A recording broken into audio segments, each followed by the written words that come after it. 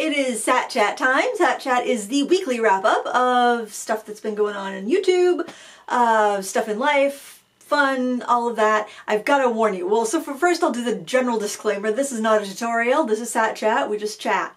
And you can chat in the comments below with all of your crafty friends here in the Frugal Crafter community.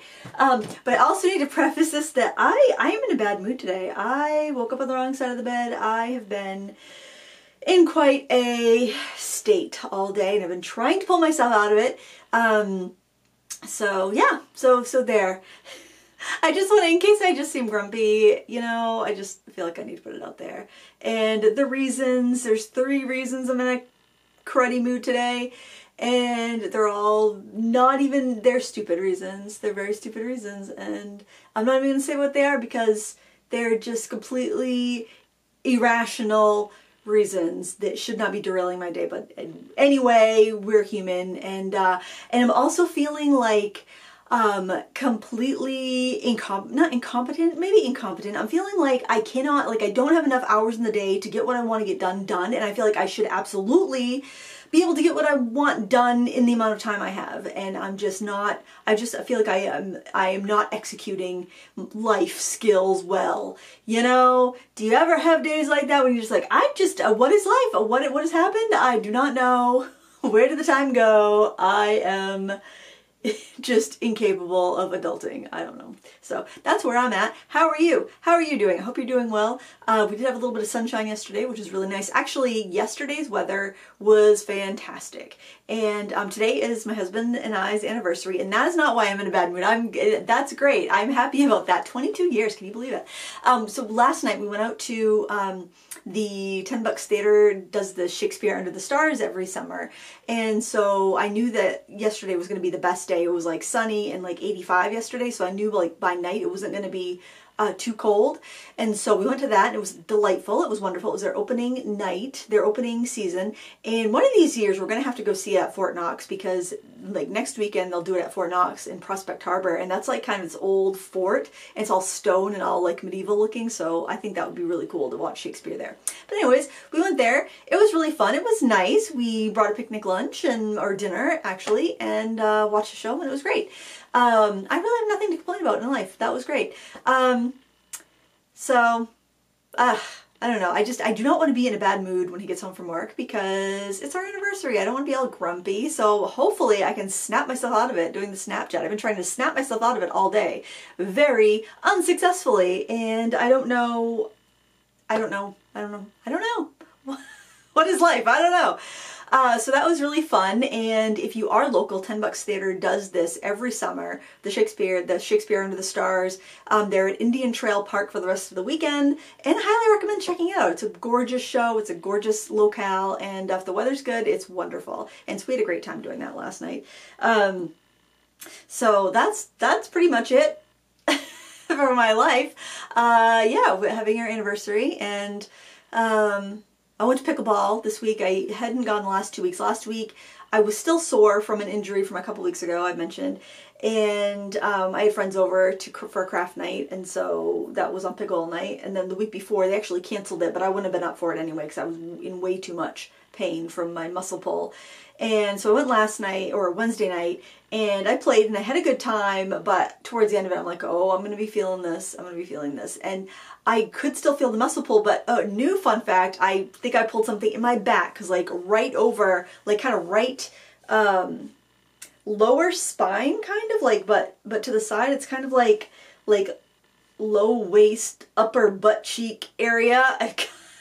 I had something on, I pulled something, and I didn't notice it until like, I think it was pickleball related, but I didn't notice it till like yesterday afternoon. I was stressed about something that was very shallow that I'm not going to mention, but I was stressed out about it, and I swear that's when my back started hurting. So I think I've got some physical ailments and psychosomatic ailments all together. It's just a big soup of malcontent.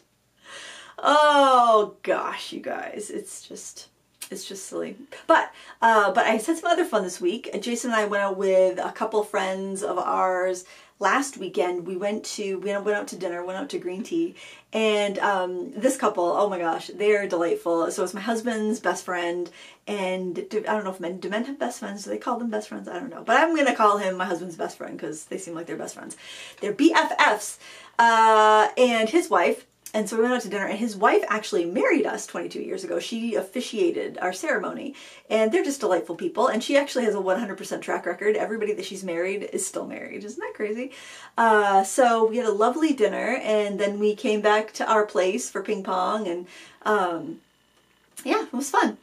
And would have hung out longer, but they had to get home. But it was a lot of fun, and I think that's pretty much all I have to report there. But it was fun. I'm really trying to be better at keeping in touch with people, and I'll probably go visit my folks this weekend because it's been a few weeks since I've gone down to see them. But on the art-related front, I have a new Michael. This is just the most random stream of consciousness. I don't know. It's like I'm trying to keep it positive. I'm doing a crappy job at it, but I'm trying to keep it really positive, as usual, as I try to.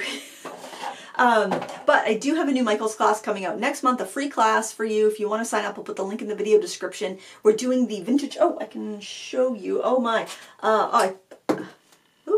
dropped a brush.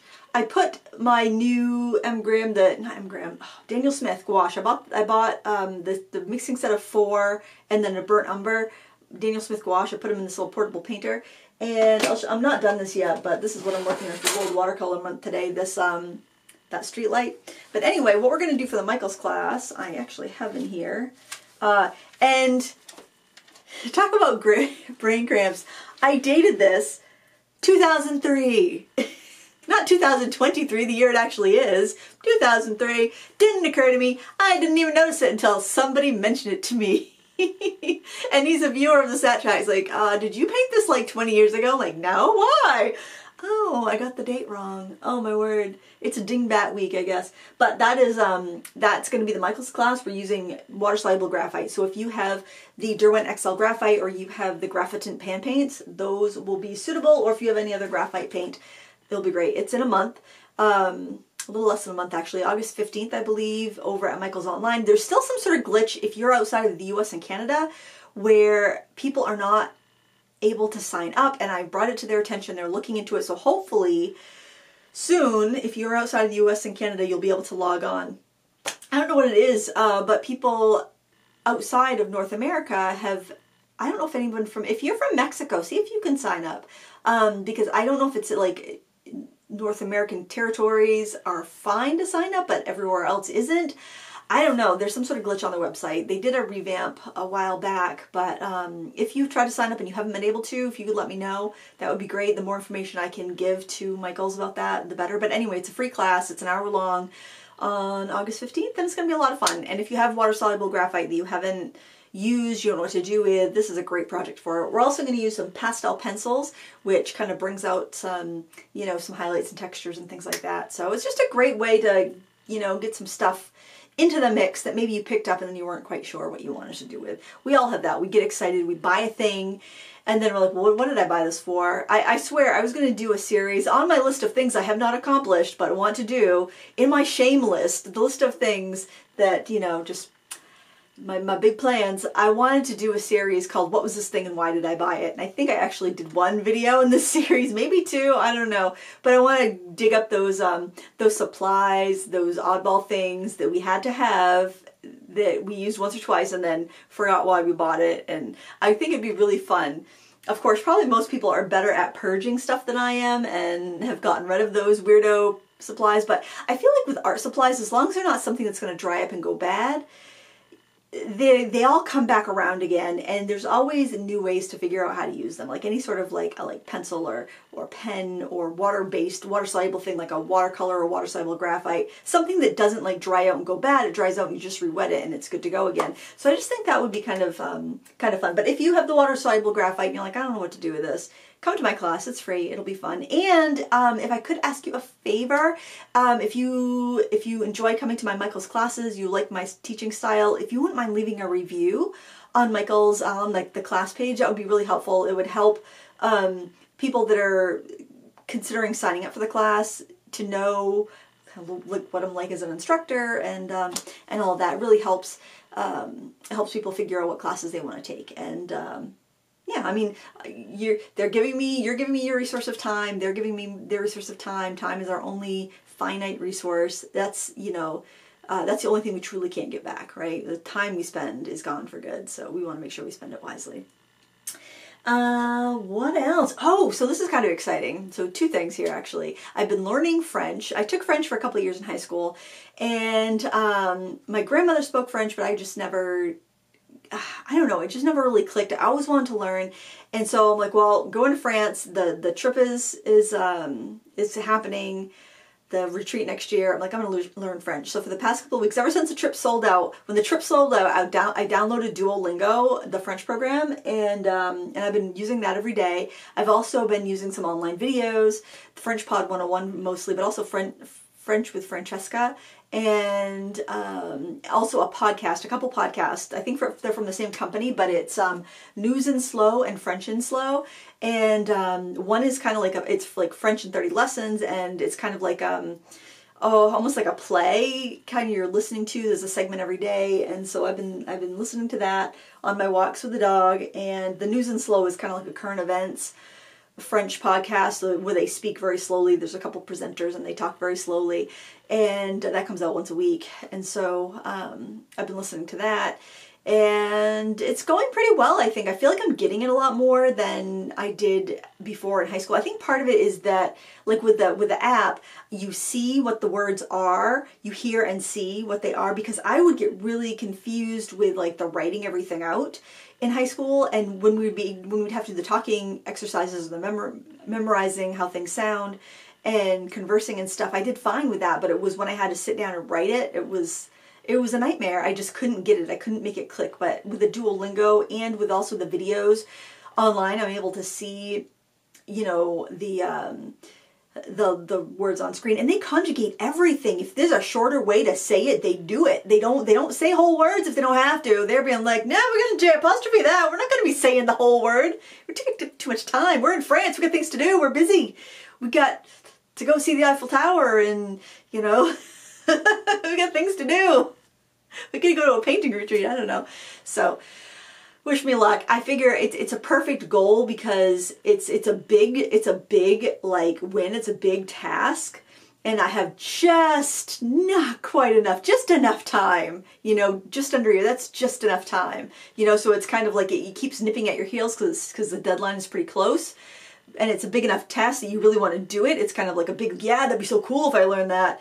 So, you know, that's what you need. You need the big goal and the just enough time or not quite enough time. Those are the recipes for success on the goal, on getting the goal. It's kind of like, it's like World Watercolor Month. I'm doing that this month. So it's a painting a day. It's only for a month. It's 31 days. It's 31 paintings. Okay. It's a big thing. It's going to be cool when you're done. You get look through your sketchbook and you see all of the things, all of the sketches that you've done, all the paintings that you've done. So it's big enough that's gonna be, yeah, that's cool, doing it every day, but it's not so big, you know, there's a deadline. We will be done on July 31st, you know, so those are the best goals, when you have that hard deadline of when it needs to be done or when it's going to be done, and it's got to be a big enough coolness factor that you want to do it.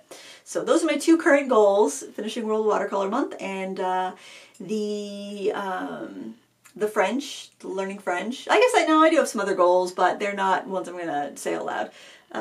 Because I don't want to jinx them or sound like a crazy person, because I know I will sound like a crazy person if I tell you what those goals are.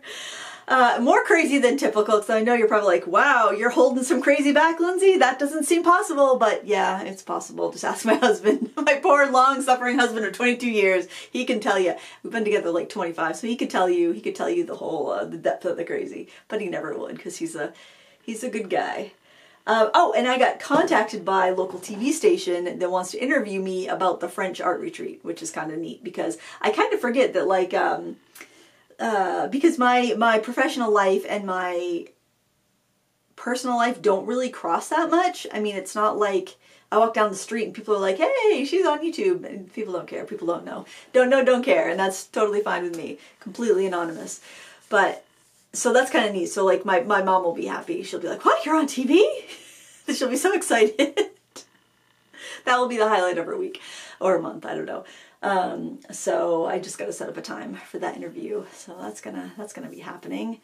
ABC7, if you're local, that's what it will be on. I don't know what day. I don't have actual regular TV anymore. We used to have, well, we will be getting, like, Hulu Plus pretty soon here when football starts up. When football starts up, we get some sort of streaming situation going where you have, like, local channels and sports and things like that.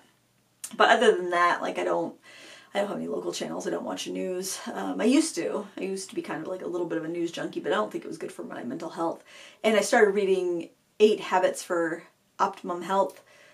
Well, let's be honest. I cracked the book. I read a few pages, and honestly, it's been sitting on the Jenga pile since then. But I've read it a few times. It's a good book. It's good just to kind of like, you know, snap you back into reality. How long have we been talking? Only 15 minutes. Gosh, doesn't it feel longer? And he suggests doing a news fast. And I think that if it was updated, it would be a social media fast too. I look at the digital well-being on my phone and I'm just aghast at the amount of time I spend. I don't feel bad about the podcast app, because I'm always exercising when I'm listening to that. And I don't feel bad about Duolingo because obviously I'm learning something. But the other apps, I'm quite ashamed about my time that I spend on them. It's like, how does that much time? I think it's because I will be watching TV or a movie or something and I'll have like, you know, I'll be scrolling through whatever nonsense that I happen to be paying attention to. But yeah, it's out of control. I feel, and this is why I feel like I need more time and I can't seem to get what I need to get done in the days because I'm wasting so much time and I'm really feeling, I'm this like, yeah, the shame of that is just hitting me so hard today that, yeah. And I guess this whole week actually, because if you watched my video on Thursday, I had this box, which is a little bit less full now. I'm sorry I don't have an address on it.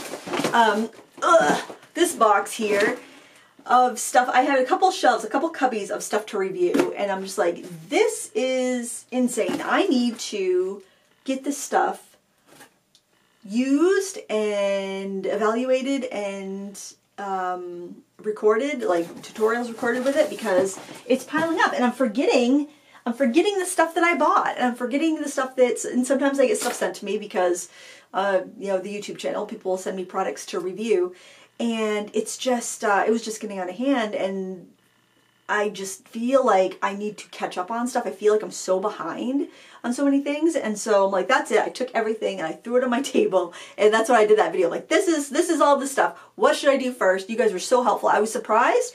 I think the two most popular things were the Daniel Smith gouache, so that's why I'm working on that World Watercolor Month a sketch for it, so that I'll be able to review that, and the these markers, oh, they're kind of buried, but well, this is one of them. There's a couple.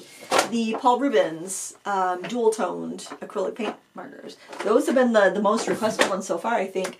But it's funny because it's there's somebody interested in just about everything I had there to review. So that's good. That's good that people want to see.